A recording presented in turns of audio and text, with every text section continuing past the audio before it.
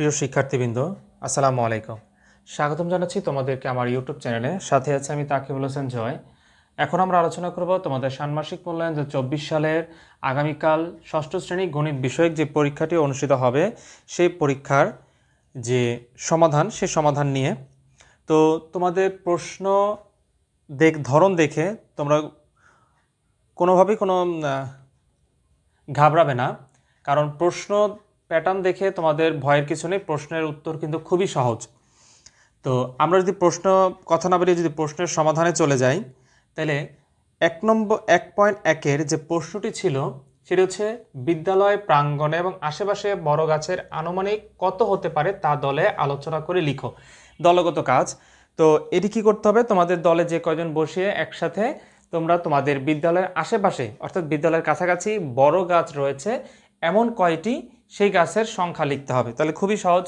মনে করি বিদ্যালয়ের প্রাঙ্গণে বড় গাছের সংখ্যা হচ্ছে আনুমানিক 50টি। 1.1 উত্তর শেষ।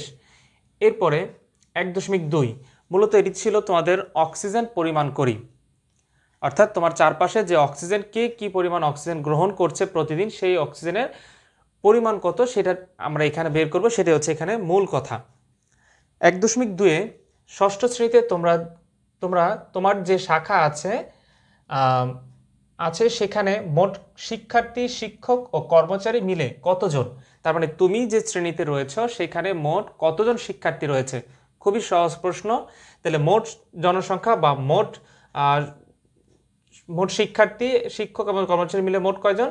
ধরে নিলাম তোমার শাখায় মোট শিক্ষার্থী 30 জন, শিক্ষক রয়েছেন 10 জন এবং কর্মচারী রয়েছেন 5 জন। তাহলে মোট হচ্ছে 45 জন। তোমরা ইচ্ছা করলে এখানে কম বেশি তোমার শ্রেণীতে যে কয়জন তুমি সেটা করতে পারো। 1.2 উত্তর শেষ।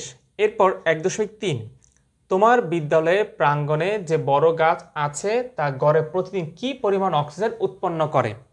তাহলে এই যে তোমরা লিখেছ যে তোমার বিদ্যালয়ের প্রাঙ্গণে 50টি গাছ রয়েছে, বড় গাছ, তাহলে সেই 50টি বড় গাছ প্রতিদিন কি পরিমাণের অক্সিজেন উৎপন্ন করে? তোমরা জানো যে এই যে উদ্ভিদ কার্বন ডাই অক্সাইড গ্রহণ করে এবং অক্সিজেন ত্যাগ করে, যা আমরা গ্রহণ করি। তো সেই ক্ষেত্রে অক্সিজেন কি পরিমাণ উৎপন্ন করে? তাহলে আমরা জানি প্রতিটি গাছ প্রতিদিন গড়ে 274 লিটার অক্সিজেন গ্রহণ করে। আমাদের যেটা মনে রাখার প্রয়োজন সেটি হচ্ছে এটি, যে প্রতিটি গাছ প্রতিদিন গড়ে কি পরিমাণ অক্সিজেন এটা ত্যাগ করে বা উৎপন্ন করে, অক্সিজেন উৎপন্ন করে। তাহলে প্রতিটি গাছ গড়ে 274 লিটার অক্সিজেন ত্যাগ করে। তাহলে যেহেতু আমার এখানে লিখেছিলাম যে আমার বিদ্যালয়ের পাশে মোট 50টি উদ্ভিদ রয়েছে, তাহলে একটি উদ্ভিদ যদি 274 লিটার অক্সিজেন উৎপন্ন করে তাহলে 50টি উদ্ভিদ বেশি করবে। তাহলে 274 গুণ 50 বা 13,700 লিটার অক্সিজেন উৎপন্ন করে। এটারও উত্তর শেষ। এরপর 1.4 ষষ্ঠ শ্রেণীতে তোমার শাখায় যে কয়জন রয়েছে তারা প্রতিদিন গড়ে কি পরিমাণ অক্সিজেন গ্রহণ করো বা কি পরিমাণ অক্সিজেন প্রতিদিন প্রয়োজন? তাহলে আমরা জানি একজন ব্যক্তি গড়ে প্রতিদিন 378 লিটার অক্সিজেন গ্রহণ করে। তাহলে এটা আমাদের মনে রাখতে হবে যে একজন ব্যক্তি গড়ে কি পরিমাণ অক্সিজেন গ্রহণ করে।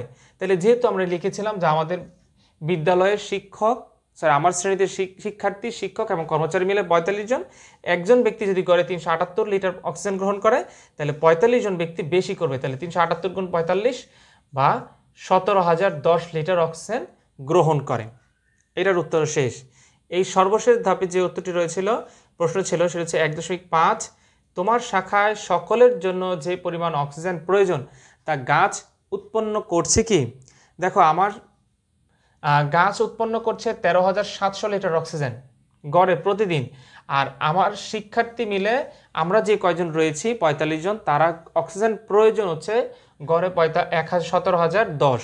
তাহলে উৎপন্ন হচ্ছে 13,700 আর প্রয়োজন হচ্ছে 17,010। তাহলে এটা কোনোভাবেই কি এই গাছগুলো তা পূরণ করতে পারছে না। তাহলে না, চাহিদা রয়েছে 17,010 লিটার অক্সিজেন আর উৎপন্ন হচ্ছে 13,700 লিটার অক্সিজেন। তাহলে এটি হচ্ছে তোমাদের প্রথম ধাপের 1.1 থেকে 1.5-এর যে কয়টি অঙ্ক রয়েছে সেই কয়টি অঙ্কের সহজ সমাধান। তো অবশ্যই বলবো এর পরবর্তী ধাপটি পাওয়ার জন্য তোমাদেরকে যে কাজটি করতে হবে সেটি হচ্ছে আমার চ্যানেলটিকে সাবস্ক্রাইব করে পাশে থাকা বেল আইকনটি অন করে রাখবে, তাহলে অবশ্যই তোমাদের পরের ধাপটি উত্তরটি তোমাদের মোবাইলে নোটিফিকেশন আকারে চলে যাবে। ধন্যবাদ।